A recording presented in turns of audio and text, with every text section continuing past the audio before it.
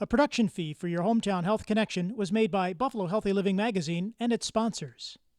There are an estimated 73 million fathers in the United States, according to the United States Census, with 25 million of those fathers in a married two-person household, with children younger than 18 years of age. But here are some statistics worth noting. 2 million of these dads are single fathers, either divorced, never married, or widowed. Many think that society is suffering because of this lack of fathers in the home or having a significant influence on their children. In fact, over 73% of Americans think it is the most important problem facing families in our country today. We'll talk about this and find out how one hometown organization is working to help on this edition of your Hometown Health Connection.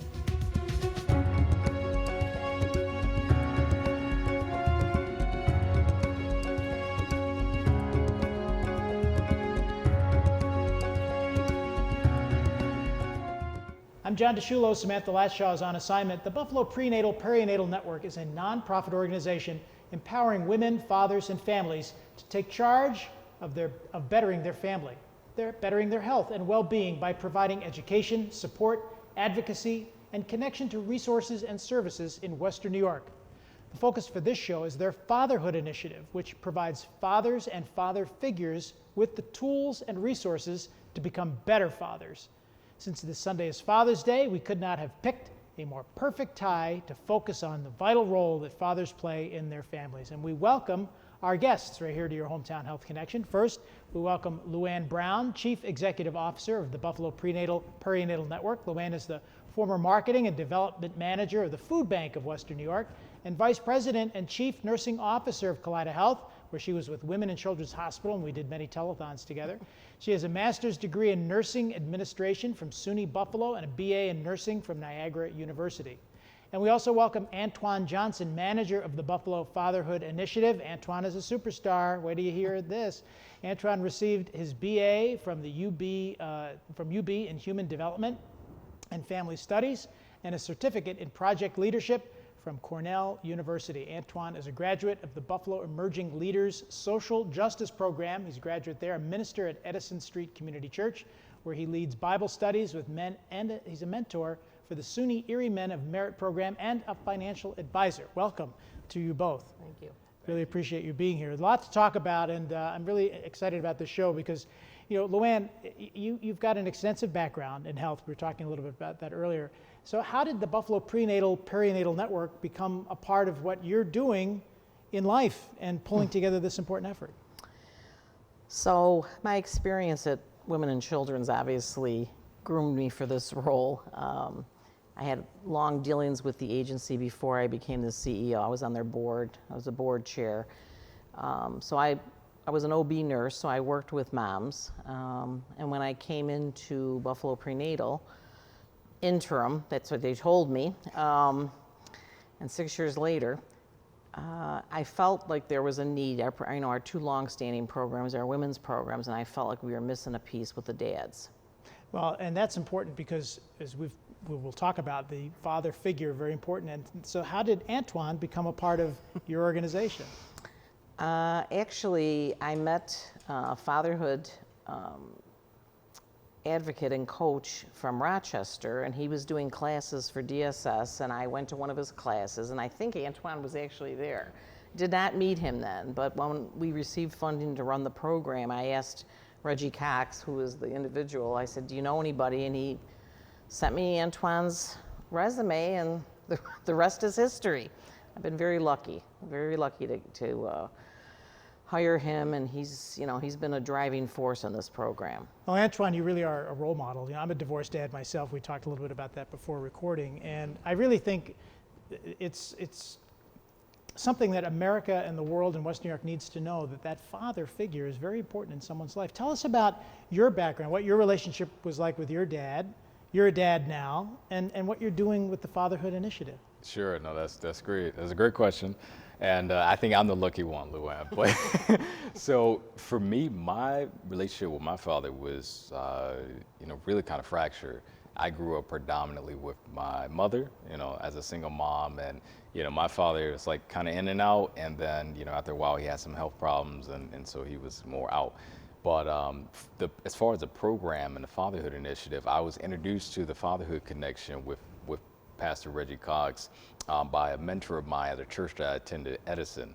And so at first, again, like you said, I wasn't a father, and I was really just there to like kind of learn some different things about being a man. I had, no interest in fatherhood at that time because I wasn't a dad, but I really just believed it was by divine intervention because I consequently had the opportunity to meet LuAnne. But one of the more important things that happened for me during my time in the Fatherhood Connection is I really started to heal as a young man, just some of the wounds associated with not really having a quality relationship with my father.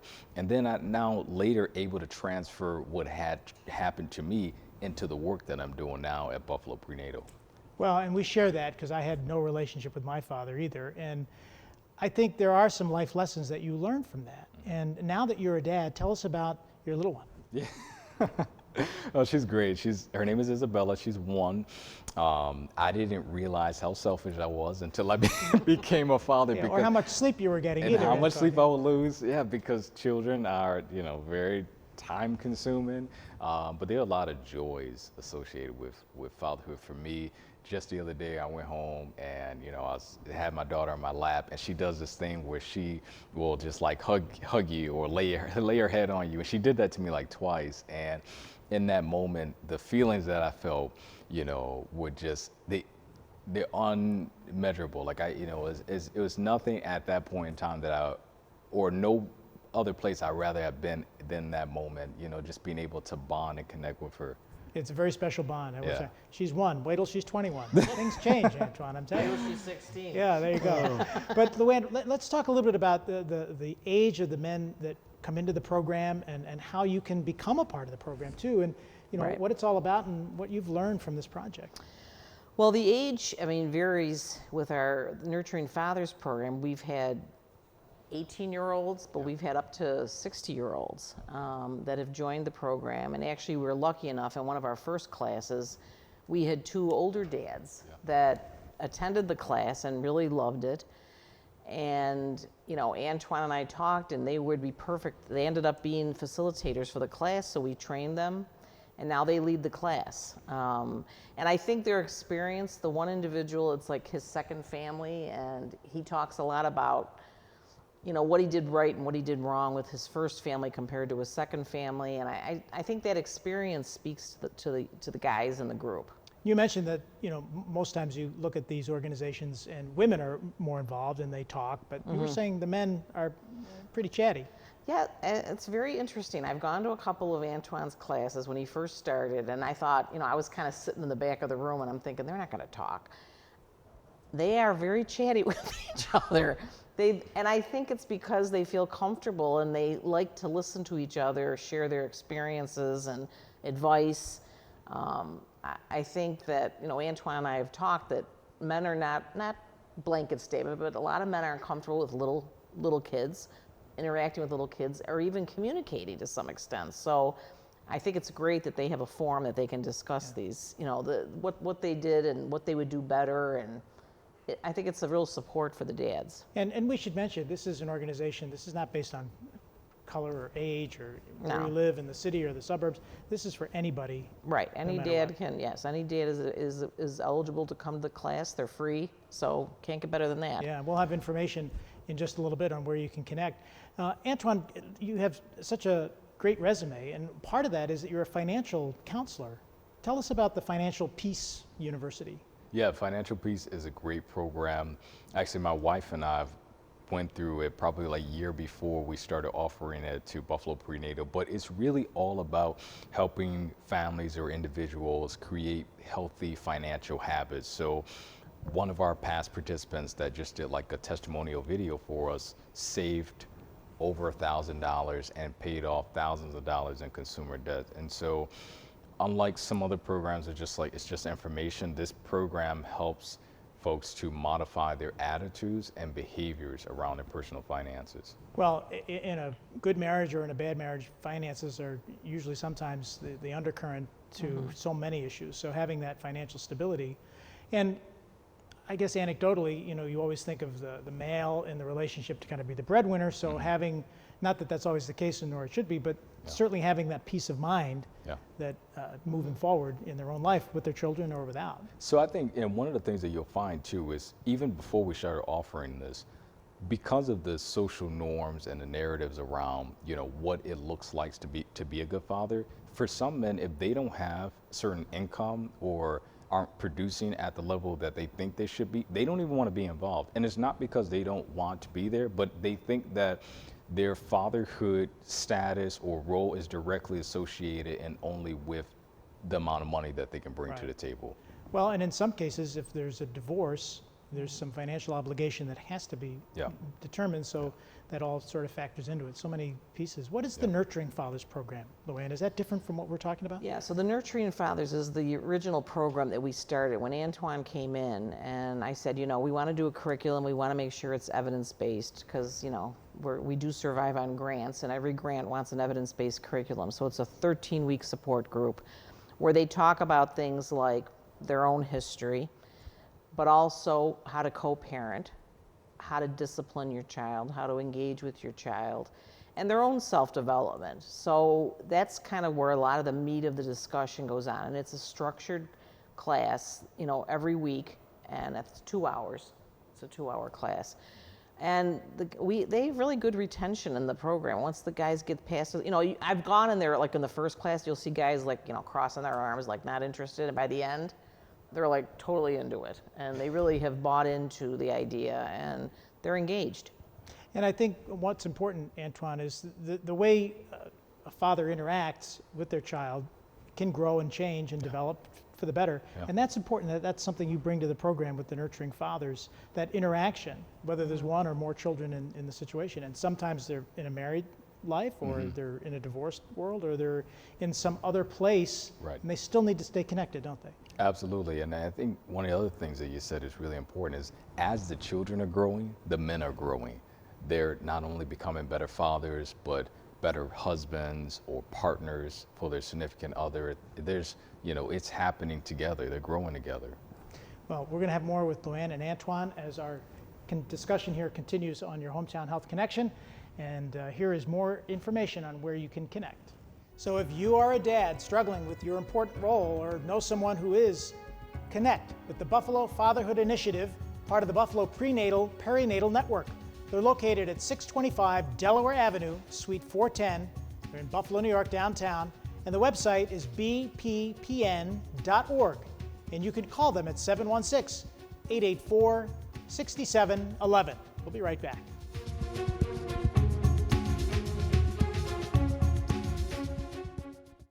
Buffalo Healthy Living Magazine is a free, full-color magazine distributed throughout Western New York. Now, more than ever, as we all want our families and friends to be safe and well, Buffalo Healthy Living Magazine is devoted to health, fitness, and nutrition for people of all ages. It's a great read and also has great recipes.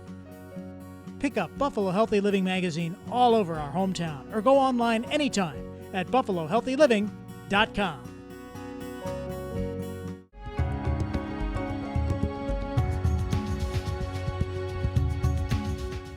Yeah, so interesting you call me an older father. I didn't become a father until I was 45, 46 years old. My wife and I adopted our 2 children from South America, and when we adopted them, they were already older children. They were 12 and 10 at the time. So that was my introduction to parenting. So I didn't, my wife and I did not raise children from infancy. So I became a father rather late in life. So I had a certain amount of life experience behind me, which was probably helpful in some regard. But, when you're younger, you also have more energy. there are other things you could do. And so when I started to take this course, we had probably had our children for maybe 2 years at the time. And then 2-3 years, and then I took the course. And what I learned from it, a few really important things.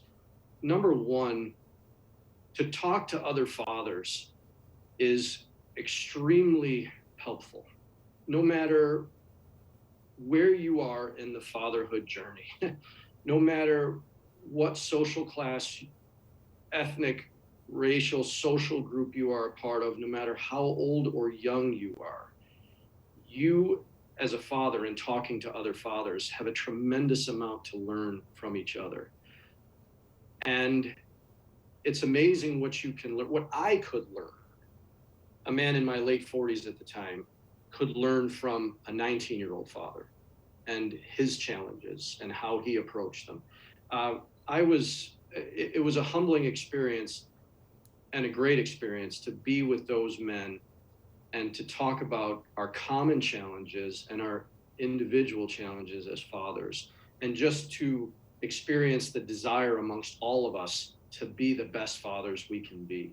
Yeah, I guess my message is it's the most important job, it's the most important vocation a man can possibly have. There's nothing that compares to it. There's nothing more important.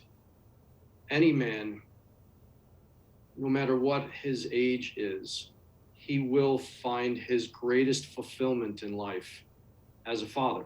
There, no question. So, when we're running around as teenage boys or whatever, we have great ideas about what's going to be fulfilling in our lives, right? And maybe even in college when we start thinking career and such, right? That's going to be the thing that fulfills. But the greatest fulfillment a man can have is being a father. And just as you said, it could be a biological father, adoptive father, foster father. It could be a father figure, stepfather, grandfather, right?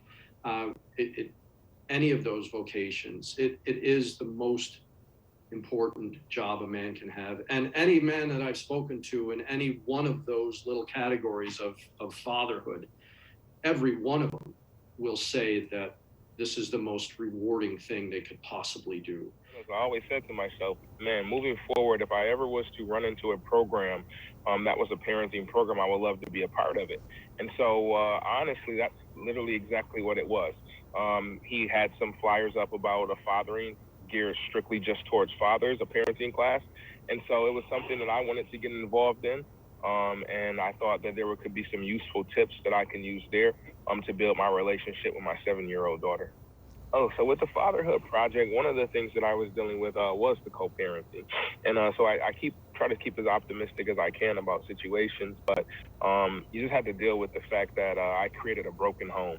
And I think that is a guilt trip for me. And so coming into the situation, I had all these insecurities about fatherhood, but I would give my time to my daughter. I would, if I had the obligation and responsibility, I was there for her. One of the things that I learned there was just being able to engage in certain conversations with your child and allow them to hear them out and hear their feelings. Because I know how I was raised where, what a child says really doesn't matter. And so by default, if we're not intentional, we would carry on the same traits that our parents raised us with. And so that was something that I really was trying to be intentional about, learning new ways of parenting. That's my only child. This is my first time being a father. So this was something that I really want to get right, and I'm constantly working at. And so in the class, it really taught me how to engage more with my daughter and to hear her out and her feelings, and just being able to allow her to create the atmosphere sometimes of what we want to do, how we want to do it, and just taking those things into accountability. So it really hurt growing up. There's a void, and there still is a void that I'm still working on when it comes to my life and the things that I needed from a father. I think for me, the biggest thing I would let people know is other fathers, I would tell them, regardless of the situation with the mother of the child, do the best you can to stay involved into that child's life. I think of two things. I think of responsibility and I think of obligation. Obligation to me refers to things financially, and then responsibility to me refers to lessons. Always try to teach your children's lessons, the lessons that you may have failed in or you may have stumbled in, so that your child ultimately can go further in life than you did. And so for me, I would tell fathers to, regardless, fight as hard as you can to stay in your child's life, regardless of the relationship with the mother of the child. Do what you can so that at the end of the day, when your child is of age, they can never say that my father did not give all he could to be in my life. Welcome back to your Hometown Health Connection. We're talking with LuAnne Brown, Chief Executive Officer of Buffalo Prenatal-Perinatal Network, and Antoine Johnson, Manager of the Fatherhood Initiative. So LuAnne, we talked earlier about the Nurturing Fathers program, and really probably all your programs are free. And that's terrific, but you need assistance. We always need assistance. Our programs, our agency is 95% grant funded. And you know, it's a blessing and a curse. And if you lose a grant, you lose a program. So we do some fundraising. The Fatherhood program actually has a campaign going on right now specifically for fatherhood to the end of June, since June is kind of Father's Day month. So you can go to our website, www.bppn.org, if you want to make a donation to the Fatherhood or any of our programs. But yes, we are always looking for donations. It's a tougher program to sell sometimes, even though we know we have great impact. You know, what in Antoine's case, the absence of a father, what that means as far as the role that a dad plays, both prenatal and perinatal and, you know, postpartum, that they can have a great impact on the mom's health. You know, if they're supportive, can help with postpartum depression. So there are definitely some positive benefits to the programs. So we are always out there touting what we do, but yes, we're always open to funding. And to be a part of the group is just to reach out and connect with you. That's all. Yeah, Yep. that's all. That's it takes. That's all we need. Well, and then Antoine, let's pick up on what LuAnne said. You know, that connection to your wife or your partner is very important, and that is a part of the nurturing process, because it's not just the child, it's the family you have. Right. Yeah. And we hear about that as an important part of life, but there are some times when the father, biological father perhaps, maybe isn't the best influence in somebody's life. How do you define that? We've talked about that influence, but how do you figure that out when it's not right? Yeah, so one of the first classes that I attended, the Fatherhood Connection with Pastor Reggie Cox, who we referenced in the first segment, was, you know, they posed a question, you know, is a bad dad better than no dad at all? And what they mean by a bad dad, just for further context, is someone who may be abusive, maybe struggling with an addiction or alcoholism, you know, those kind of things. And, you know, as we all know, those things impair folks' abilities, whether mom or dad, to really be able to interact and be a healthy influence. And so there are times when that level of influence may not be the best thing for that child or mother to the extent, right? Especially when there's abuse or different things like that going on. And so I know, at least for me, you know, there were levels of, you know, both verbal and physical abuse. And there, you know, again, like I said, thus part of the reason why I grew up without, you know, my biological father. But that was probably one of the better things that happened for me, because I probably would have fell in some of the same behavioral patterns, you know, and so life for me might have looked a lot different than what it looks right now. And so that's not to say that people can't get better and, you know, become a better father. They absolutely can. That's why we have programs like this, but they have to want to do that. Well, I was just going to say, you know, you're very spiritually grounded. You know, you're focused. You've got everything moving forward in the right direction. How do you help the men on that level too? Because I would think you have to counsel them on, if they do have some issues, that, you know, they need to move forward like you in a very centered way. Yeah, you know, so one of the things that we do, and we have a small team for sure. LuAnne mentioned before that the two gentlemen who serve within the program now, Michael McKnight and Terry C., you know, we really help to coordinate services for the guys who are enrolled in the program. So not only are they getting information from the 13-week program, but we help to coordinate services where needed. So whether that's food pantries, domestic violence agencies, or things related to mental health services, we try to get them the support services that they need. How do you relate, because you talked about, well, you're not an expert, but you really are in so many ways, because you've had these life experiences that you can bring to the table. How do you relate that in the groups? What do you discuss? Sure. So typically when we first start, we, you know, again, just things that I picked up along the way, you know, we say that there's no big I's, no little U's. There's, you know, we're facilitators, but we're not, they are the experts of their lives. So we're not coming in and telling them what they ought to do. We're just here to provide information. Much more inclusive conversation Exactly. that you have. And again, the group members are teaching each other. They're bonding and they're, learning from one another. And you mentioned during COVID, you talked about the lessons learned. We've all learned that we can still stay connected, on our phones and iPads, and you Right. did that. Absolutely. So, again, credit to our fatherhood advisor, Terry C. He was able to help pivot to going in virtual classes almost instantly after having been faced with the COVID restrictions. Yeah.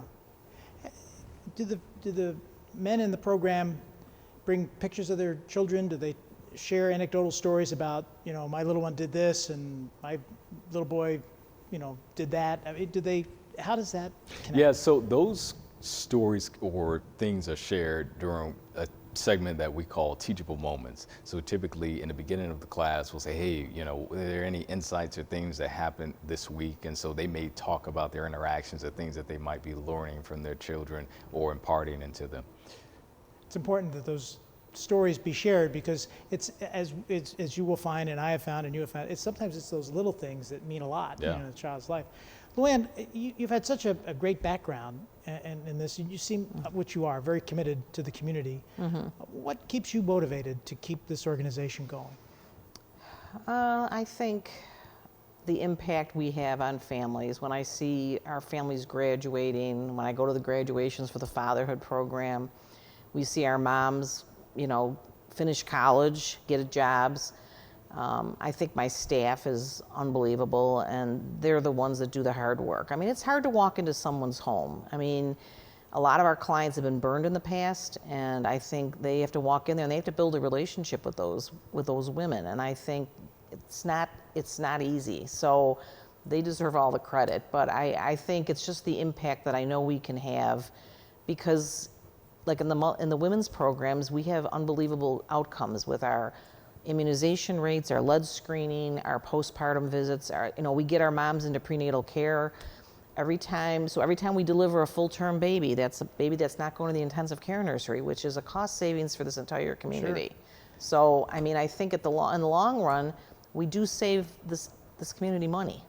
And you make it a better community. And Antoine, tell us about the graduation ceremony. What's that like for the Fatherhood Initiative? Those are always great. We actually have one coming up on the 12th of this month in collaboration with Highgate Heights, which is a Buffalo public school.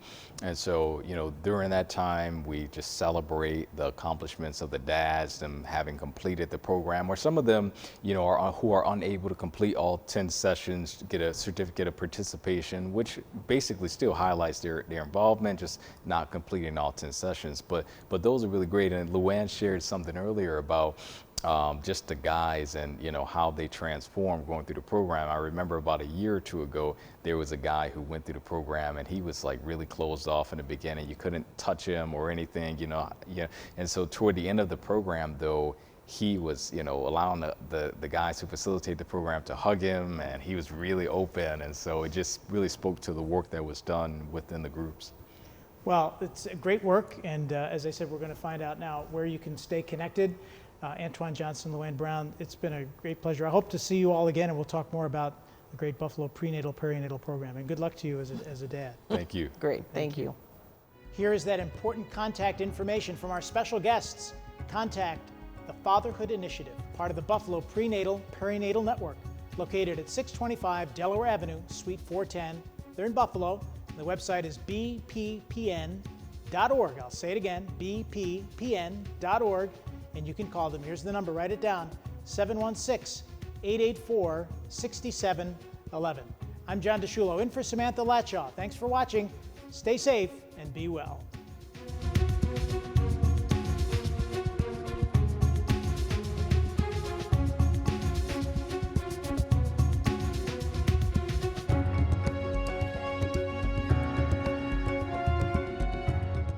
A production fee for the preceding presentation of Your Hometown Health Connection was made by Buffalo Healthy Living Magazine and its sponsors.